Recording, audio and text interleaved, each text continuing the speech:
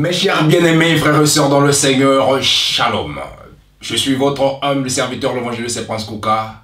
Vous êtes les bel et bien les bienvenus sur votre chaîne CDAU TV, une chaîne de l'église CDAU située à 3 rue de Ris, à Viry-Châtillon. Voilà la raison pour laquelle aujourd'hui nous sommes dans votre émission Parlons Christ. Il est écrit que soyez donc sourds quand on vous parle d'autre chose que de Jésus-Christ. Parce que la foi vient de ce qu'on entend et ce qu'on entend vient de la parole de Christ. Raison pour laquelle vous êtes en bon endroit et au bon moment. Parce qu'aujourd'hui, vous allez être à l'écoute de ce que le Seigneur a mis à cœur au travers de ses serviteurs. Parce que le Seigneur a dit que Dieu ne fait rien s'il ne révèle pas son secret à ses serviteurs, le prophète. Alors aujourd'hui, j'ai face à moi un invité de marque, un habitué de cette émission et le visionnaire de cette église CDAU. Raison pour laquelle je voudrais que tous ensemble, nous puissions le recevoir parce que nous allons passer de bons moments dans la présence du Seigneur afin que nous puissions parler Christ tous ensemble. Alors, sans tarder, je vous présente mon invité, le pasteur Serge Agoueti. Shalom mon cher pasteur. Shalom, shalom mon cher évangéliste. Comment vous allez? Très très bien, par la grâce de Dieu. Par la grâce de Dieu, voilà, la grâce de Dieu, elle est suffisante. Vous avez encore la grâce de pouvoir se retrouver encore à nouveau sur cette émission. Exactement. Parlons Christ. Exactement. Voilà. Alors, pour nos téléspectateurs, les fidèles de l'église CDAU, les amoureux de la bonne nouvelle, la bonne parole. Amen. Alors, les amoureux de Jésus-Christ qui nous suivent de partout. Alors, dites-nous, est-ce que vous pouvez peut-être leur saluer d'emblée de cette émission pour qu'ils puissent nous recevoir dans leurs différentes demeures. Amen.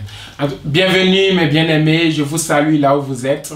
Que la grâce de Dieu vraiment soit avec vous. Et c'est encore un privilège vraiment pour moi de partager cet instant avec vous. Et je vous demande simplement de nous suivre car Dieu a quelque chose à communiquer à quelqu'un. Nous croyons à une visitation, nous croyons que là où vous êtes, la parole de Dieu est une puissance, et nous croyons que cette parole va encore vous amener dans une autre dimension.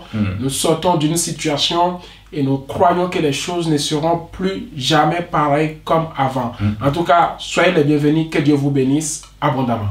Que Dieu vous bénisse. Donc, nous vous rappelons pour ceux qui viennent de nous rejoindre au cours de cette émission, nous sommes dans votre émission Parlons Christ.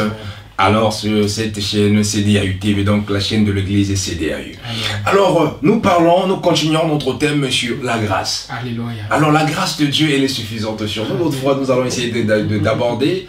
Et nous avons vu tellement de mystères dans ce mot grâce, que cette grâce, elle était vraiment suffisante dans nos vies. Si nous sommes comptés parmi les vivants, et parce que Dieu nous a fait grâce. Amen. Ce n'est ni par notre force, ni par notre puissance que nous sommes comptés parmi les survivants de cette crise sanitaire. Alléluia. Mais c'est par la grâce du Seigneur. Alors, avant que nous puissions rentrer d'abord dans ce thème, comme nous parlons grâce, nous venons de suivre au lendemain déjà de cette recommandation que le Seigneur a recommandé aux disciples, surtout que c'est une mission dans laquelle nous devons accomplir sur la terre, parce que c'est ce qui déclenche la fête dans le ciel. Alors nous voyons que les enfants de l'église CDAU viennent de prendre un engagement de bonne conscience envers Dieu. Parce que le Seigneur a dit dans Marc 16:16 que celui qui croira et celui qui sera baptisé sera sauvé, mais celui qui ne croira pas sera condamné. Alors nous avons vu, il y a des gens qui m'ont appelé, ils m'ont dit mais comment ça se fait que vous, en cette période de crise sanitaire, vous puissiez avoir tout un bataillon des personnes que vous allez faire passer aux eaux de baptême. Comment cela a été possible? Amen.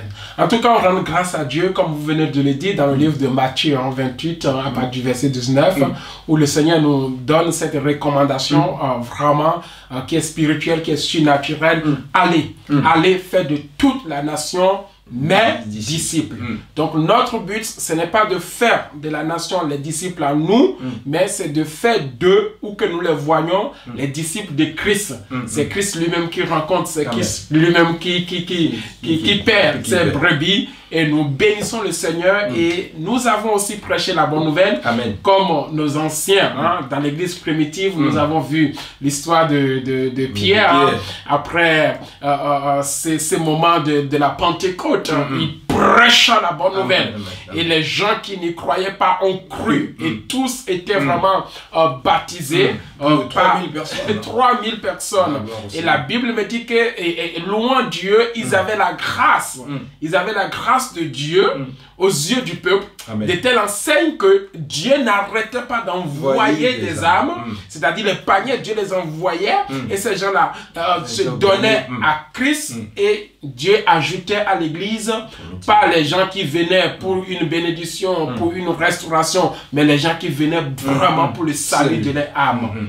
Et ces gens-là étaient sauvés. Et Dieu m'a fait grâce, vraiment, de rencontrer aussi de telles personnes qui avaient soif, pas seulement de Dieu, que les âmes soient sauvées. Comme vous l'avez mentionné tout à l'heure, que c'est un engagement entre la mort et la vie.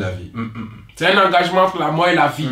Or, quand il s'agit de la vie ou de la mort, tu ne peux pas remettre à demain la mort ni la vie. Ça devient très sérieux. On te dit que tu es dans la mort, veux-tu sortir? Tu dis non, j'attends un peu. J'attends un peu. Or, le fait de donner ta vie à Jésus, tu sors catégoriquement du rang de la mort. Des gens qui sont déjà destinés à la mort, tu sors de leur rang et tu rentres dans un autre rang, c'est-à-dire dans un autre groupe, le groupe de la vie. Et ce groupe-là, on le trouve que ceux-là qui ont accepté Jésus-Christ. Donc hier, on était là, les gens sont venus de partout. Quand je dis de partout, ils n'ont pas attendu vraiment ce temps difficile que nous traversons pour décider au sujet de leur âme. Malgré les confinements, malgré ce qui se passe, ils ont dit, si Dieu nous a sauvés pendant 3 mois, c'est une grâce. Alors à nous maintenant de faire un pas vers le Seigneur. Et ces gens-là, ils ont fait un pas vers le Seigneur pour sortir du groupe des morts, pour rentrer dans le groupe de la vie. Et hier, c'était un moment formidable. Ce samedi-là, on a eu près de 19 personnes qui sont vraiment sauvées. Gloire au Seigneur. Alors, en voyant tout ça, et quelle sera peut-être votre motivation pour la responsabilité que le Seigneur vous a confiée et le rôle d'un berger de pouvoir annoncer aussi à l'Église universelle, en ce temps de la fin que nous y sommes, que tout peut être possible. Et quel est le rôle que les bergers, les pasteurs, les hommes de Dieu, les envoyés de Dieu doivent faire à l'heure actuelle pour pouvoir faire la volonté de Dieu ici sur la terre? C'est vrai que chacun a une mission, et chacun est dans sa mission. Peut-être moi, on m'a nommé bâtisseur. Et quand j'ai donné ma vie à Jésus, c'était systématique. C'était vraiment radical. J'ai commencé vraiment à faire les choses. Et Dieu nous a fait grâce depuis que l'église CDAU est là. Notre particularité, c'est sur le salut des âmes. Chaque année, vous étiez là, il y a près de 30 personnes qui viennent pour donner les... En fait, tu peux enseigner, tu peux faire tout. Mais si tu arrives vraiment à amener les gens aux eaux de baptême pour le salut, là, nous allons rentrer vraiment en compétition. Mais est-ce que c'est une préoccupation pour certaines églises? Normalement, ça doit être une préoccupation pour nous tous, parce que l'ordre de Dieu est irrévocable. Il a dit, allez faire de toutes les nations mes disciples. Alors, si quelqu'un qui vient en Christ, avant de lui donner le mariage, avant de lui donner la voiture, avant de lui donner tout, il faut que nous arrivions déjà à lui donner ce qui est l'essentiel. Ce qui est l'essentiel, c'est les clés du royaume. C'est les clés du royaume, comme la Bible nous le dit dans le livre de Matthieu 6, que cherchez premièrement le royaume. Et ce royaume-là, Nicodème l'a cherché. Jésus lui a dit quoi? Il faut que tu naisses de nouveau avant de pouvoir rentrer dans le royaume. Et les autres choses nous seront données. Je ne pense pas qu'on soit appelé d'une manière spécifique, parce que l'appel de faire des autres le salut des âmes, c'est un appel universel. Ce n'est pas un appel spécifique. Même si tu es dans la délivrance, il faut être sûr que les gens que tu délivres sont sauvés. Sont sauvés. Moi, je ne suis pas contre ton ministère, je ne suis pas contre le ministère, mais nous avons un dénominateur commun. Et c'est ce dénominateur que chacun doit se retrouver dedans. Chaque année, fais-moi le bilan de combien ont réellement donné leur vie à Jésus. Combien ont donné? Tu peux me faire le bilan. Oui, il y a eu des miracles, les paralytiques sont levés, mais tu risques d'être surpris. Le Seigneur va te dire, oui, je t'ai fait la grâce que les paralytiques marchent. Mais ce paralytique-là, est-ce qu'il a donné sa vie à moi? Il a bénéficié de ma grâce, mais il a donné sa vie à moi. Donc je pense que c'est un appel qui est universel. Tout appelé de Dieu doit exercer ce ministère d'amener les âmes à Dieu. Le salut des âmes. Gloire au Seigneur. Mais le Seigneur, après, par la suite, il a dit, enseignez-les tout ce que je vous ai prescrit. Amen. Alors, quel est maintenant le suivi maintenant de ces âmes? Parce que nous voyons dans plusieurs églises, après le baptême, là, il y a l'effet dans le ciel, tout est bien, les personnes sont allées au paradis, il y a eu une légèreté, il y a eu une négligence, et ces personnes-là ne sont pas suivies, et ces âmes-là, comme ce sont les nouveaux-nés, des fois ils se perdent, ils n'ont plus de repères. Et c'est là où maintenant le travail commence, parce que on ne met pas les charrues avant le bœuf, vous voyez. Donc du coup, c'est vrai que c'est nécessaire, évangéliste, que les gens aient la base. Sur quoi maintenant fonder leur vie spirituelle? Il faut déjà que la base soit là. On ne peut pas dire, bon, ok, connaissez la Bible d'abord, connaissez les paroles avant de vous baptiser. Et Jésus peut revenir à tout moment. Vous voyez ce que je veux dire? Comme le cas de certains. Comme le cas de certains. Voilà, donc du coup, on les donne l'enseignement. Maintenant, à nous, en tant que berger, comme le Seigneur le dit dans le livre de Jean, chapitre 10, à son verset premier, dit, en vérité, je vous le dis, celui qui n'entre pas par la porte dans la bergerie, mais qui y monte pas ailleurs est un voleur et un brigand. Mais celui qui entre par la porte est le berger des brebis. Vous voyez, le portier lui ouvre et les brebis entendent sa voix. Donc, il faut que nous arrivons maintenant à faire entendre la voix de l'enseignement à ceux-là qui ont reçu vraiment Jésus. Maintenant que tu as reçu Jésus, il y a une démarche. Cette démarche maintenant doit venir d'eux. Nous, on a fait l'essentiel de leur prêcher l'évangile. Maintenant, il faut qu'ils comprennent que maintenant que j'ai Jésus, je dois maintenant croître. Je dois chercher la nourriture solide. Je dois maintenant se donner la parole. Et je vous demande, bien-aimés, vous qui recevez le nom de Jésus, que fut baptisé, à vous maintenant de vous lever. On dit que les brebis connaissent la voix de leur berger. Si un berger t'a plongé dans les eaux de baptême, maintenant à toi de connaître la voix de ces berger et de commencer à suivre et de commencer à recevoir vraiment les instructions que Dieu lui a fait grâce. Maintenant, si le berger continue à courir derrière toi, viens prendre, ce serait une nourriture forcée. Parce que nous, on a fait la part. Ce qui est important, c'est le salut des âmes. Maintenant, la croissance est vraiment primordiale. L'enseignement est primordial pour que toi, brebis qui vient de naître, on appelle ça de nouveau-né. Il faut apprendre maintenant à se donner à ton Père pour pouvoir grandir. Gloire au Seigneur. Alors, à nos jours, nous voyons aujourd'hui les chrétiens se déplacer des églises en église en disant que non, j'ai besoin de la parole. Donc là où il a du mal, il sent que non, le berger n'est pas capable de donner la nourriture qu'il faut. Alors, maintenant, est-ce que c'est la faute des brebis ou c'est la faute des brebis, des bergers? Amen. Ça c'est fort, hein, évangéliste. Bon, après, quand les brebis sont dans un pâturage, dans une assemblée, et ces brebis ont soif, ils attendent quelque chose. Et comme je l'ai dit, chaque berger ou chaque serviteur est appelé pour une mission. Pour une mission. Si la personne est appelée dans la délivrance, vous allez voir que son message ne peut que tourner autour de la délivrance. Maintenant, quand tu reçois ta délivrance, bon, il faut que tu te débrouilles pour le reste. Parce que nous n'avons pas les mêmes vraiment missions. C'est ça, en fait. Nous n'avons pas les mêmes missions. Donc, à toi maintenant de trouver là où il faut pour ta croissance. Parce que si tu es dans un ministère prophétique, voilà, le prophète ne peut qu'aller dans ce sens. Mais il ne faut pas que nous ignorons aussi la capacité du prophète de pouvoir enseigner le peuple de Dieu. Il ne faut pas que nous ignorions aussi la capacité de la personne qui opère dans les miracles de pouvoir aussi enseigner le peuple de Dieu. Donc, à nous maintenant les leaders, d'avoir l'essentiel, de ne pas se focaliser simplement sur notre vision, sur notre appel de guérison, mais aussi d'associer à la guérison les enseignements qui peuvent être vraiment bénéfiques pour le peuple, pour que le peuple dise, bon voilà, j'ai déjà eu ce que je veux, je voulais une prophétie, je l'ai eu, je voulais une guérison, je l'ai eu, maintenant le pasteur ne me donne plus d'enseignement, ne me fait ci. Donc c'est au pasteur maintenant de trouver des créneaux pour pouvoir vraiment engencer donner dans son ministère de délivrance, dans son ministère de parole, de connaissance, aussi les enseignements pour équiper le peuple de Dieu. Sinon, les gens vont aller de gauche à droite sans pour autant être satisfaits. Gloire au Seigneur, vraiment nous avons été bénis pour cette intervention du pasteur Serge Agouti. En vue de ce grand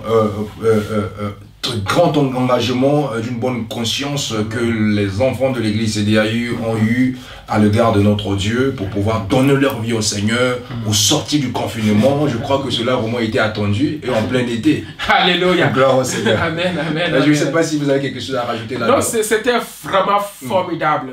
Il y a une chose que nous pouvons faire, c'est de pouvoir donner notre vie à Jésus et d'être sûr que notre nom est inscrit dans le livre de vie. Le Seigneur le dit dans sa parole, si c'est simplement sur la terre que nous espérons Christ, nous sommes les plus malheureux. Nous sommes les plus malheureux. Il y avait un verset que j'ai partagé hier concernant le baptême pour que nous comprenions dans le livre de Jean chapitre 14 à son verset premier, le Seigneur dit que votre cœur ne se trouble point, croyez en Dieu, croyez en moi. Il y a plusieurs demeures dans la maison de mon Père. J'aimerais te dire, quand tu suis le Seigneur, Jésus te dit qu'il y a plusieurs demeures. Cette demeure-là, c'est le paradis.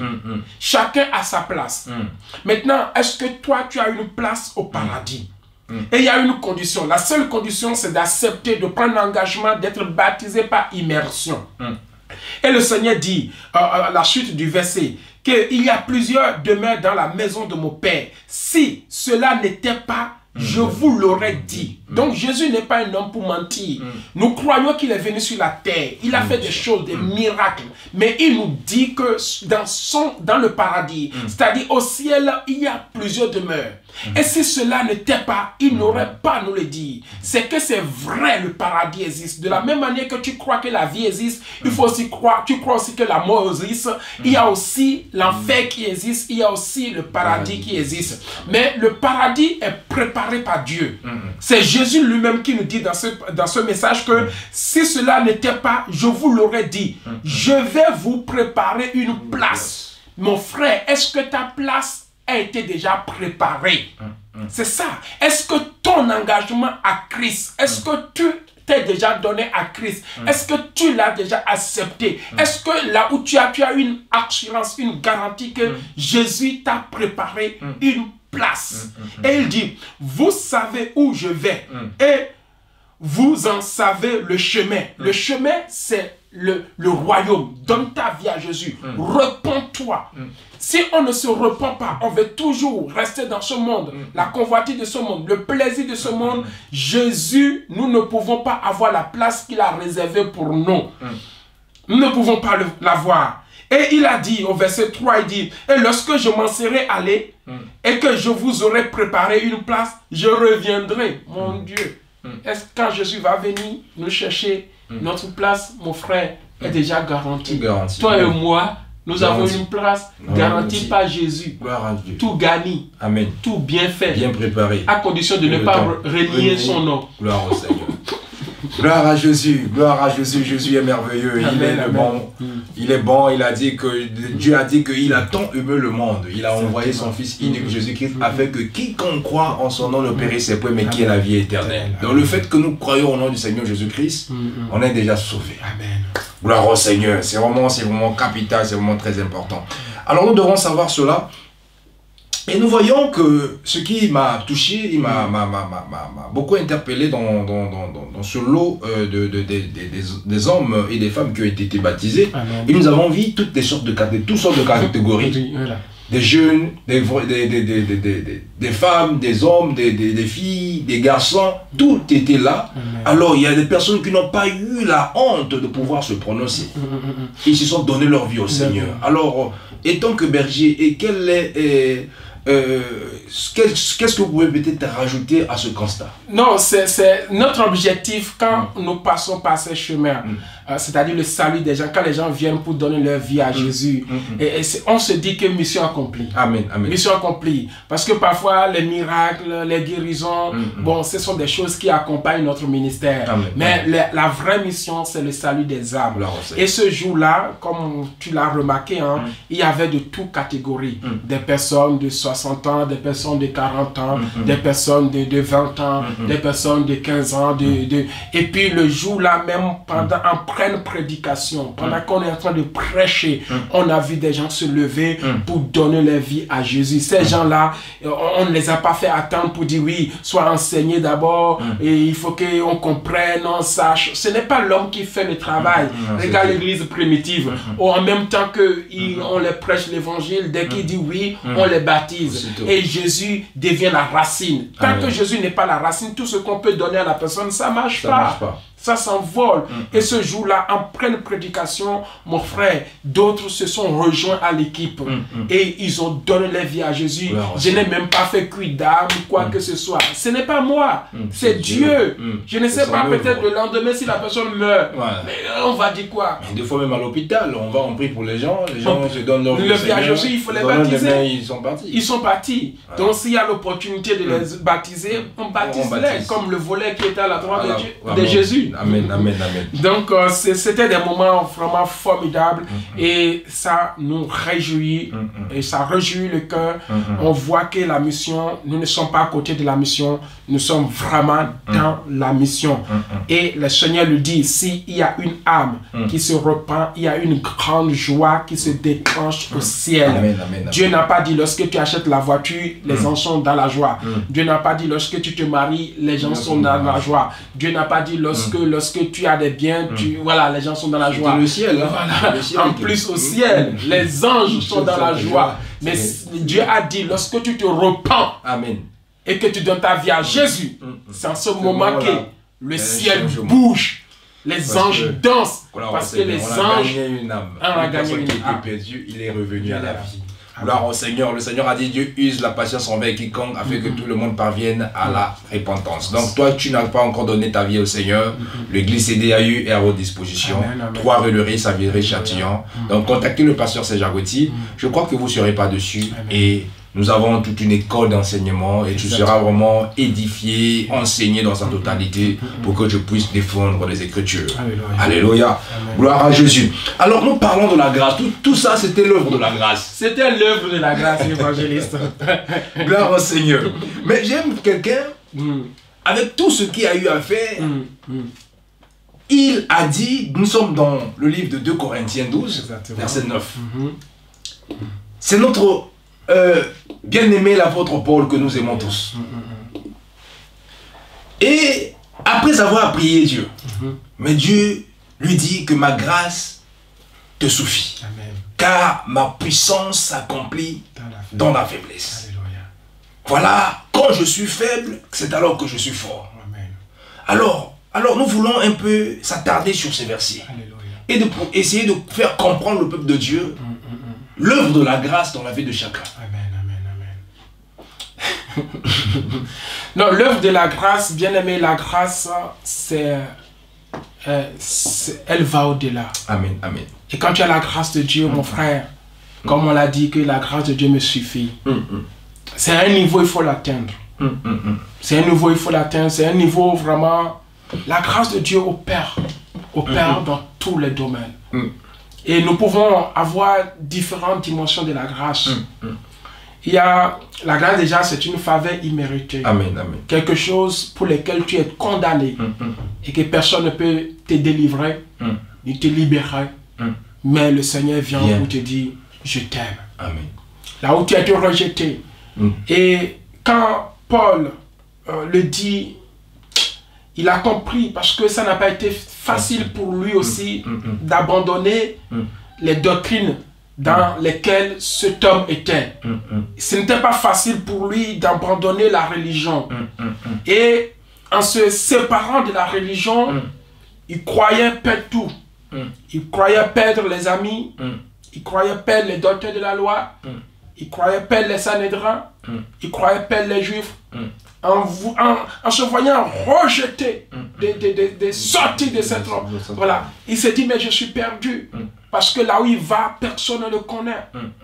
Mais, et quand il a vu ce qu'on appelle la grâce de Dieu, quand il a vu la grâce de Dieu, parce que quand tu vois la nature de Paul, regarde quand Dieu l'a vu, Ananias, Ananias devrait le rencontrer. Ananias a dit quoi? Jamais cet homme. Dieu, je pense que ce n'est pas toi qui me parles. Tu veux ma mort ou quoi? C'est un maîtrier. Qui persécute les églises. C'est lui qui persécute les églises. Cet homme n'a pas droit. Je ne peux pas le voir. Et la voix qui parlait à Ananias, il ne comprenait pas. Il dit non, non, c'est pas Dieu. Mais tu vas me tuer ou quoi? Et quand Ananias se leva, il va voir Paul. Paul. Et Paul qui croyait que les gens qu'il persécutait, ces gens-là maintenant auront une occasion de les détruire. Mais il s'est senti aimé par ses propres ennemis qui étaient l'évangile. J'aimerais te dire que je ne sais pas ce que tu traverses en croyant qu'en sortant de ta famille, tu ne seras plus aimé, tu n'auras plus les privilèges. Mais j'aimerais, à travers cette émission, pour te dire, tu ne sais pas ce que tu vas gagner. Peut-être tu sais ce que tu vas perdre. Tu vas perdre des privilèges. Tu vas perdre des honneurs. Mais tu ne sais pas ce que tu vas gagner. Viens en Christ. Il y a une grâce imméritée qui t'attend. Si tu renonces à ces faux dieux, si tu renonces à cette famille noble, mais qui n'a pas l'essentiel pour le salut de ton âme, tu es gâté, je sais, ou tu es dans cette famille très dure, où on te dit que si tu fais un faux pas, tu vas mourir, tu as peur. Mais j'aimerais te dire, tu sais peut-être ce que tu vas perdre, mais tu ne sais pas ce que tu vas gagner. Ce que tu vas gagner est plus puissant et plus fort que ce que tu vas perdre. Ce que tu vas perdre. Et Paul, quand il a vécu ces choses, pour voir qu'il était plus aimé que le milieu dans lequel il était avant, il a dit, la grâce de Dieu me suffit. Gloire au Seigneur. Nous bénissons le Seigneur pour cela, mais dans ce texte, nous voyons un mot aussi qu'aujourd'hui, les hommes, surtout les hommes de Dieu, ne veulent pas au fait qu'ils puissent traverser ces périodes, cette période-là, parce qu'à nos jours, nous voyons tout le monde veut être puissant. Tout le monde veut être fort. Tout le monde veut être dangereux. Mais le Seigneur dit que ma puissance s'accomplit dans la faiblesse. Donc, Paul me dit que je me réjouis de mes faiblesses. Mais aujourd'hui, personne ne veut se réjouir de ses faiblesses. Personne, voilà pourquoi l'autre fois vous avez prêché en disant que nous devons pas garder nos faiblesses, nous devons les dévoiler. Alors, nous voulons savoir un peu à quel moment que les enfants de Dieu se sentent faibles. Aussi que nous faisons un Dieu puissant et une personne peut se poser la question, mais j'ai un Dieu fort. Il y a celui qui a dit que celui qui est en moi est plus fort que celui qui est dans le monde. Mais je ne peux pas accepter la faiblesse parce que je ne suis pas faible. Je dois montrer aux gens que je suis fort parce que j'ai un Dieu fort. Mais le Seigneur dit que sa puissance s'accomplit dans la faiblesse. Donc tu dois te réjouir de tes faiblesses. Amen, amen. En tout cas, nous devons comprendre le sens de la grâce évangéliste. La grâce a plusieurs dimensions. Il y a la dimension de pardonner. Déjà, quand tu commets un péché, tu te dis, là c'est fini pour moi. Et je me souviens de cet homme aveugle qui était né aveugle. Et Dieu lui a fait grâce. Dieu lui a fait grâce pendant que Jésus est venu vers cet homme pour le guérir. Les gens se sont opposés pour dire non, Seigneur, tu ne peux pas le guérir. C'est à cause de ses péchés qu'il souffre, que c'est peut-être à cause du péché de ses parents. Jésus lui a dit, écoute, que cela soit la faute de ses péchés et la faute de ses parents ou quoi que ce soit, je suis la grâce. Et une fois que je suis là, cette grâce ôte le passé. Cette grâce détruit les entrailles. Cette grâce enlève la douleur. La Bible dit que nous étions jadis tous éloignés de Dieu. Mais qu'est-ce qui nous a fait rapprocher de Dieu? La grâce de Dieu. Nous aurons le temps de venir sur les trois dimensions de la grâce. Donc il y a d'abord la grâce qui pardonne. Voilà. Il y a aussi une grâce non seulement qui pardonne, mais aussi qui guérit. Amen. Qui guérit. Tu es là dans une faiblesse, d'une maladie, d'une situation incurable. Et j'aimerais te dire, toi qui es malade, crois simplement à la grâce de Dieu. La parole déclare que tu te souviens de cette femme veuve, hein, et puis qui avait son fils unique. L'enfant était mort, même le fils de Jairus aussi. Et Jésus s'approcha et guérit cet homme. Ça, c'est une grâce de Dieu. Une grâce, bien aimé, quand tu expérimentes la grâce de Dieu, c'est cette grâce qui te guérit. Qui te guérit de tes faiblesses. Et aussi une autre grâce qui nous amène à être puissants, être forts. Parfois nous opérons avec grâce dans les miracles, dans les guérisons. C'est une grâce. Et quand tu as cette grâce de prier pour quelqu'un, la personne est guérie, c'est vraiment une grâce. Et comme tu viens de le dire, que parfois nous souffrons, mais Dieu nous fait grâce de dire, à côté de cette souffrance et à côté de ce que je fais pour toi, qu'est-ce que tu veux regarder? Tu souffres, mais quand tu te lèves, le Seigneur fait des exploits avec toi. Qu'est-ce que tu veux regarder? Ta souffrance ou ce que Dieu fait avec toi? Je pense que je vais voir ce que Dieu fait avec nous. Regardez le cas de Samson. Samson souffrait. Hein? Samson avait une femme ingérable à la maison. Alléluia. Il est dans une faiblesse, pas possible. Mais quand la grâce de Dieu arrive, ce n'est plus le même Samson qu'on connaît. Il commence à opérer. Mais quand on regarde la vie de Samson, non, on s'est dit non, pas lui.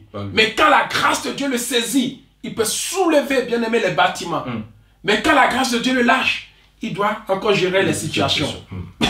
Il doit encore gérer la situation. C'est pour cela que Paul va dire, dans mes faiblesses, quelles sont ses faiblesses? Vous savez, Paul a souffert. Dans le livre de Corinthiens, il dit que j'ai béni des gens pendant que moi-même je suis dans le manquement. C'est-à-dire, tu es là, tu n'es pas heureux. Mais quand il s'agit de faire le service, tu es dans la joie. Et là, tu peux dire que dans ma faiblesse, je suis fort. Je suis fort. Il n'a rien. Mais quand il se lève, il dit, Jésus, tu vas voir les miracles. Mais quand il retourne à la maison, il est seul, sans rien. Il se pose la question, mais c'est qui en réalité? C'est moi ou c'est d'autres personnes? Il travaille des situations, mais quand il s'agit du nom de Jésus, il se lève des exploits. Même avec son nombre, les gens sont guéris. Mais quand il retourne à la maison, la situation semble n'être rien. Mais il se dit, mais c'est moi qui ai fait ça. Et regarde mon cas. Et le Seigneur te dit, et entre ton cas et ce que je fais avec toi, lequel tu vas regarder? Ce que Dieu fait avec moi. Presse. Regarde ce que Dieu fait avec toi. Ne regarde pas ton état. Mais regarde ce que Dieu fait avec toi. Et pour cela, tu peux dire que la grâce de Dieu me suffit. Gloire au Seigneur, la grâce de Dieu me suffit. Bien aimé dans le Seigneur, peu importe ce que tu vis, la maladie, Dieu est là pour sa grâce, il va te guérir. Parce qu'il a dit, c'est passé, maître sûr, nous avons été guéris par la guérison de nos infirmités, de nos maladies. Alors aucune maladie n'est incurable devant lui, il y a un temps pour toutes choses. Donc voilà la raison pour laquelle nous devons saisir toujours la grâce de Dieu. Alors, peut-être quelqu'un vit des épreuves qui le paralysent. Il a des mauvaises nouvelles. Mais il prie Dieu, il sert Dieu, mais il est toujours là. Des fois, il demande même la mort, comme nous avons vu le cas d'Élie. Mais la grâce de Dieu est là. Alors, et tant que berger, qu'est-ce que vous pouvez peut-être leur adresser? Qu'est-ce que vous pouvez peut-être encourager cette personne au travers d'une parole? Que la grâce de Dieu peut le localiser là où il est, afin de pouvoir le relever et de dire que non, je suis dans mes faiblesses, je me réjouis, parce que je sais que j'ai un avenir meilleur. Alléluia. Je sais une chose, que lorsque nous parlons de la grâce de Dieu, c'est un moment inattendu. C'est-à-dire, on ne peut pas attirer nous-mêmes la grâce de Dieu sur nous. Amen. Il faut simplement l'attendre. L'attente. Il faut être dans l'attente. Moi, je ne savais pas qu'un jour, je serais sauvé. Je ne savais même pas qu'un jour, quelqu'un pourrait me pardonner de mes péchés. Pour moi, j'étais déjà destiné à vivre dans la dévapration, dans la débauche. Mais un jour, peut-être tu es là, tu te dis, ça fait longtemps. Bien aimé, la grâce de Dieu, c'est une surprise, je peux le dire. C'est quelque chose qui te surprend. C'est inattendu. Des inattendus. Quelqu'un qu'on n'attendait pas, mais il sort de nulle part. Qui sort de nulle part. On te dit que ton cas est déjà terminé. Lazare était mort. Pour lui, pour la famille, c'était fini. Ils ont déjà arrangé tout. Histoire fermée. Personne ne peut ouvrir le tombeau. Personne ne peut ouvrir. Mais, chose inattendue. Je dis bien chose inattendue. Jésus arrive. Amen. Et là où tu es, c'est vrai, tu es en crise, parfois tu traverses des épreuves. Tu te dis quand est-ce que... Non, la grâce de Dieu, c'est une chose inattendue. Et peut-être pourquoi pas ce moment que tu es en train de nous écouter, que c'est ton temps de grâce. Amen, amen, amen. C'est ton temps de grâce où Dieu veut agir dans ta vie. Visiter. Où Dieu veut te visiter. Amen. Et pendant que tu nous écoutes, mon frère, regarde la situation et regarde Jésus. En tout cas, Jésus est plus fort que cette situation. Amen. Jésus est plus puissant que cette situation. On nous dit dans le livre d'Habakkuk, même si ça tarde, c'est une parole qui est pour nous. Attendons-la. Attendons-la. Ne fais pas demi-tour. Ce qui est sûr, cette situation ne t'amènera pas à la mort jusqu'à ce que Jésus n'intervienne. Et si c'est maintenant qu'il veut intervenir dans ta vie, reçois maintenant la restauration, reçois la guérison. Amen. Si c'est le temps de Dieu pour toi, car le Seigneur l'a dit, nous qui travaillons avec Dieu, ne prenons pas en vain la grâce de l'Éternel.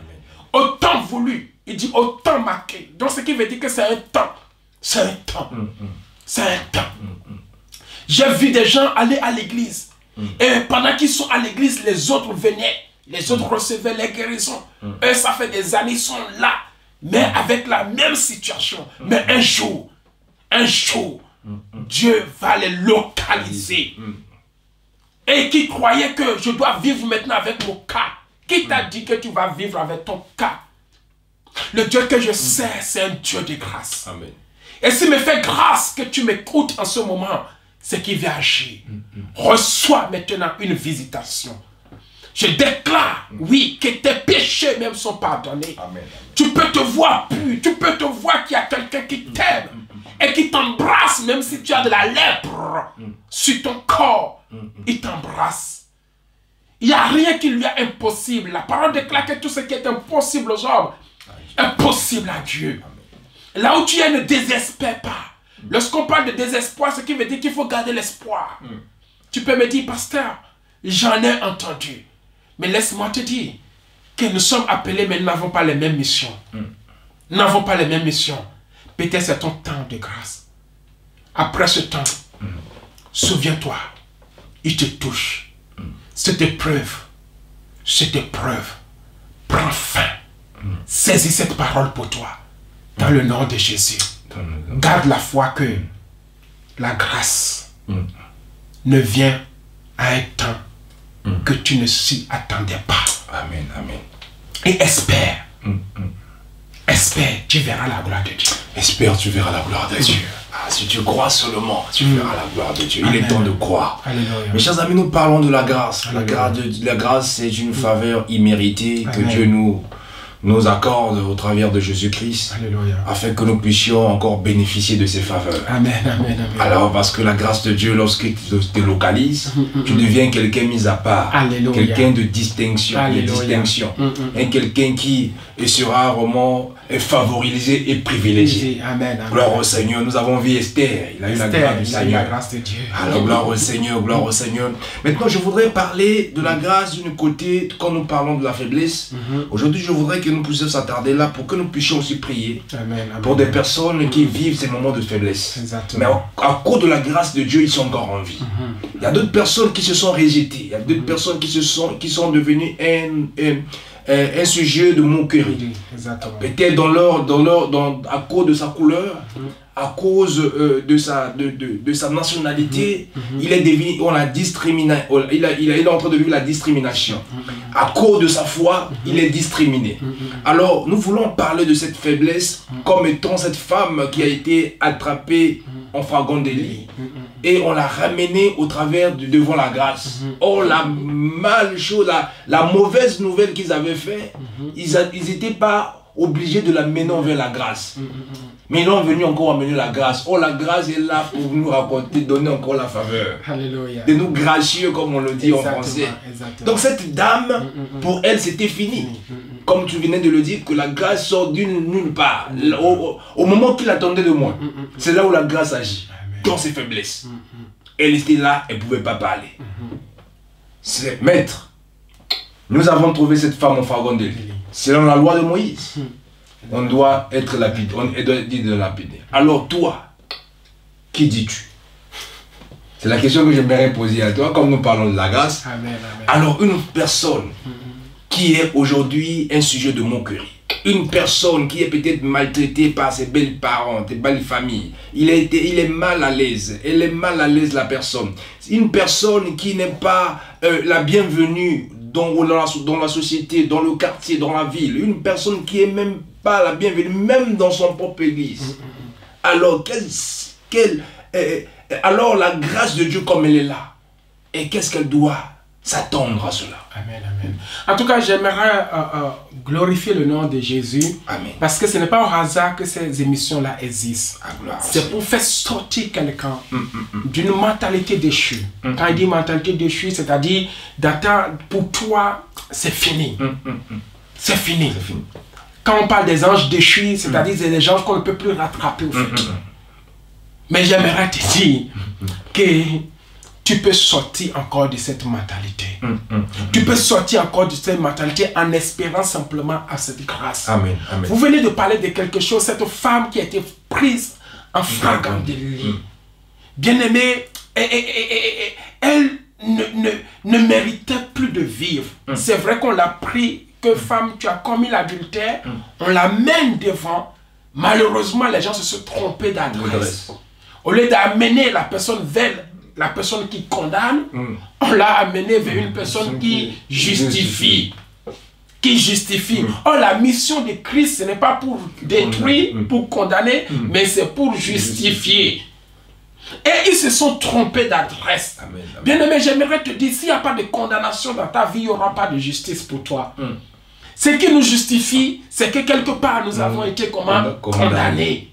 Et laisse-moi te dire, c'est pour toi que cette grâce-là existe.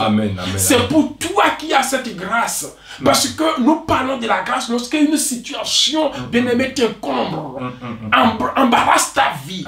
Et tu ne sais comment s'en sortir. Jésus-Christ est la solution. Amen, amen. Tôt ou tard, tu verras ta situation changer de couleur. Amen, amen. La parole déclare que cette femme prise en flagrant délit arrive devant Jésus, le juge, celui qui est là pour la vie et non pour la mort. Et on lui demande de faire mourir. Il ne peut pas te faire mourir cette femme. J'aimerais te dire que si tu as accepté Jésus, nul ici sur la terre n'a la capacité de te faire mourir, de te faire ôter la vie si tu as accepté Jésus.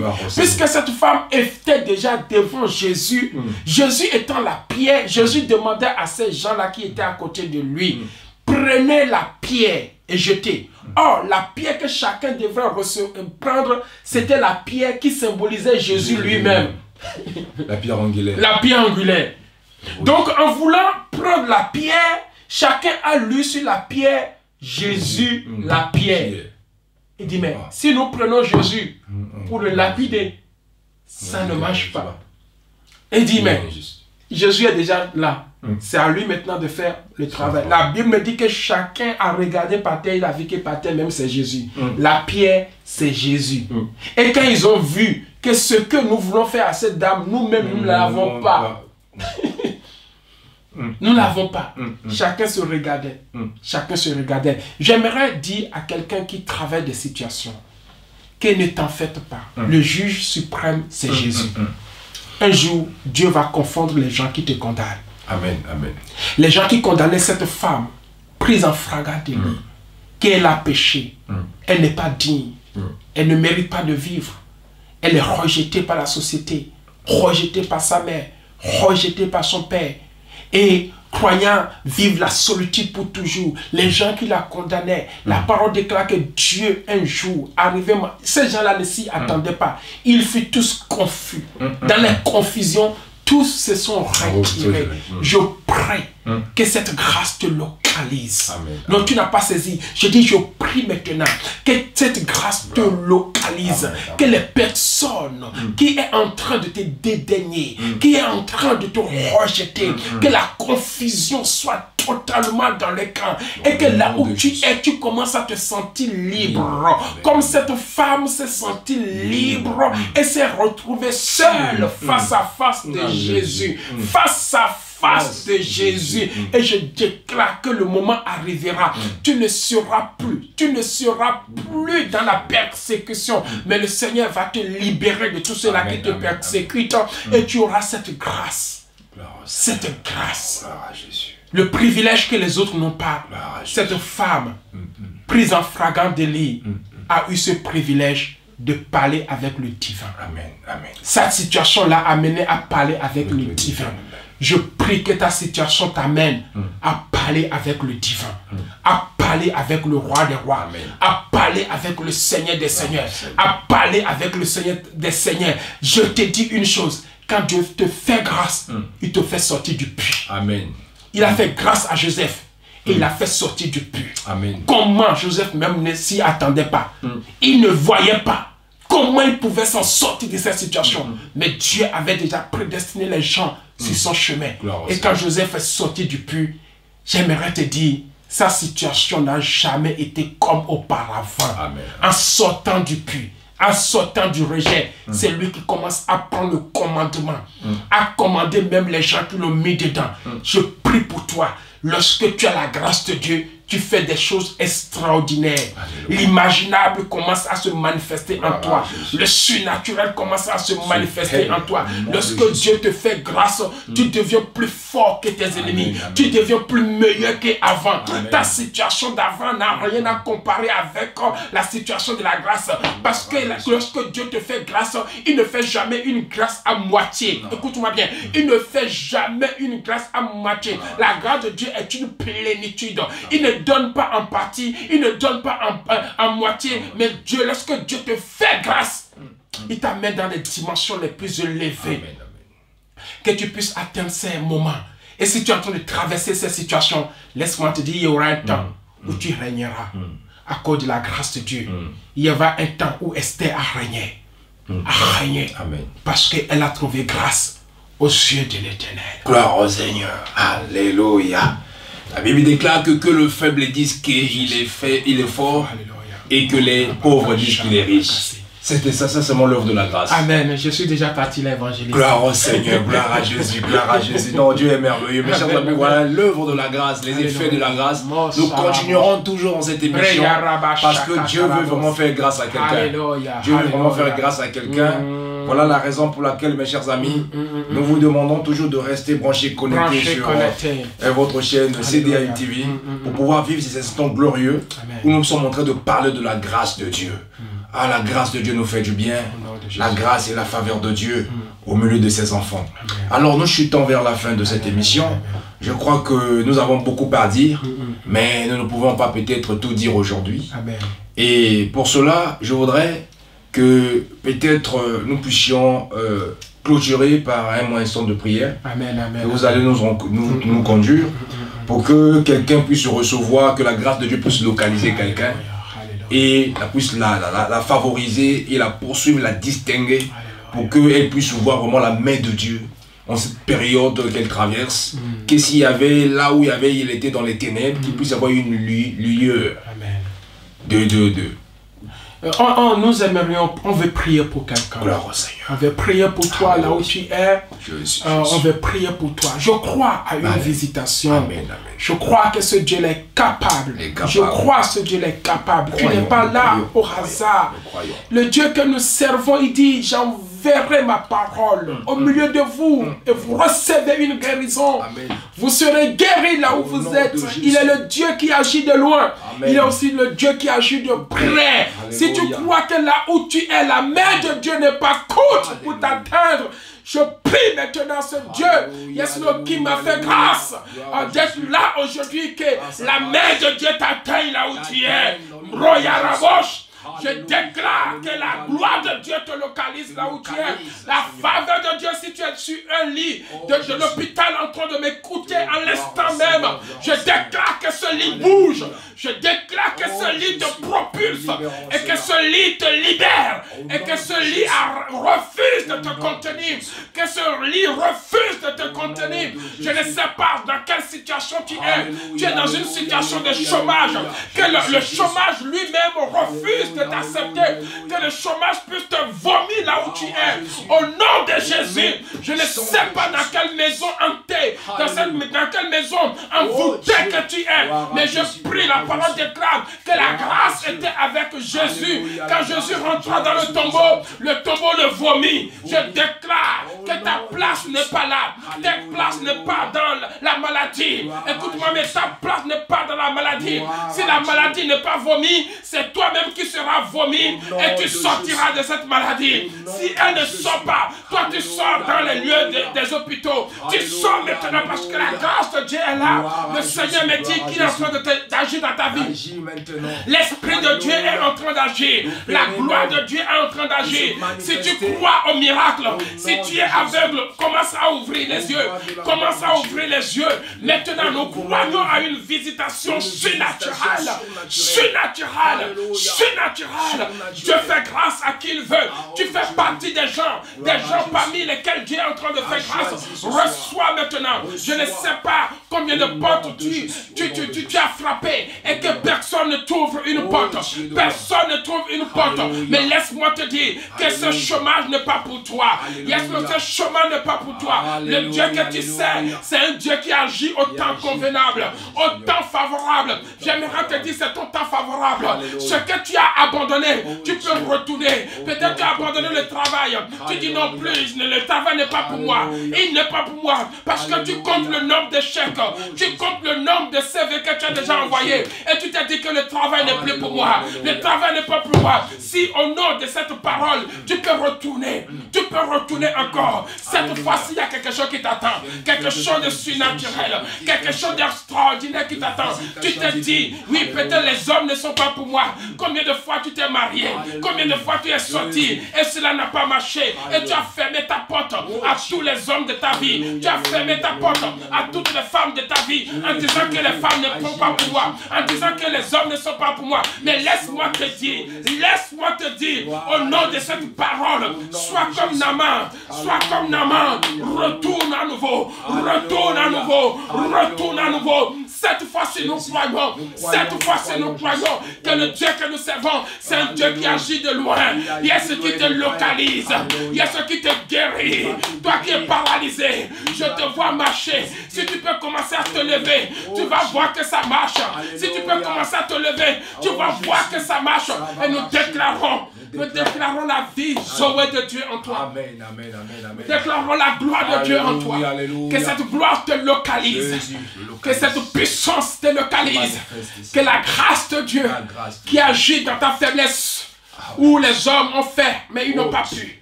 Nous prions que cette grâce puisse agir ce soir dans ta vie. Si tu crois en cela, tu peux te mouvementer. Alléluia. Tu peux bouger quelque chose. Croyons, Jésus. Tu peux bouger quelque chose de ton corps. Et tu le verras s'accomplir. Dans le nom de Jésus. Que Dieu te bénisse. Alléluia. Si tu as été touché, et si tu as fait ce qu'on t'a demandé, et tu vois qu'il y a une amélioration, où tu es retourné, rappelle-nous dans un mois, rappelle-nous dans 2 mois, pour nous dire, voici ce que Dieu a fait dans ma vie. Alléluia. Voici ce que Dieu a fait dans ma vie. Nous voulons recueillir tes témoignages. Nous voulons recueillir tes témoignages. Parce que nous croyons que Dieu ne lâche pas sa parole en vain. Il est derrière sa parole pour l'amener à son accomplissement. Si tu as essayé avec les autres, ça n'a pas marché. Tu peux essayer avec son serviteur. Ça marchera certainement. Ça marchera certainement. Ça marchera certainement. Que Dieu te bénisse. Que Dieu te fortifie. Crois à ton miracle. Alléluia. Crois à ta guérison. Amen. Crois à ta restauration. Crois. Amen. Et tu verras encore la gloire de Dieu. La gloire de Dieu. Gloire au Seigneur. Amen. Amen, amen. Bien-aimé dans le Seigneur, la Bible déclare que le royaume de Dieu ne consiste pas seulement en parole, mais en puissance aussi. Alléluia. Alors je crois que la puissance de la parole de Dieu vous a affranchi ce soir. Amen. Et au travers de la prière, je crois que, bien-aimé le Seigneur, quelque chose de surnaturel s'est accompli dans vos vies. Si vous croyez, vous verrez la gloire de Dieu. Parce que le Seigneur a dit, si 2 personnes sur la terre s'accordent, il demande une chose quelqu'un à mon Père qui est dans le ciel, cette chose leur sera accordée. Nous croyons que vous l'avez reçu, la guérison, la visitation, la restauration, la délivrance, tout vous l'avez reçu. Si vous croyez, vous le verrez et vous témoignerez parce que le Seigneur a dit, ils ont vaincu à cause du sang de l'agneau et à cause des paroles de leur témoignage. Alors n'hésitez pas de témoigner Christ pour tout ce qu'il a fait de vous au travers de sa grâce. Et je crois que le Seigneur continuera encore à multiplier ses faveurs et ses grâces sont dans vos vies pour que vous puissiez être un sujet de témoignage. Amen. Si vous êtes béni, si vous êtes guéri, n'hésitez pas à laisser vos commentaires sur le site église cdau.com ou à nous écrire directement église.cdau@hotmail.com église.cdau@hotmail.com.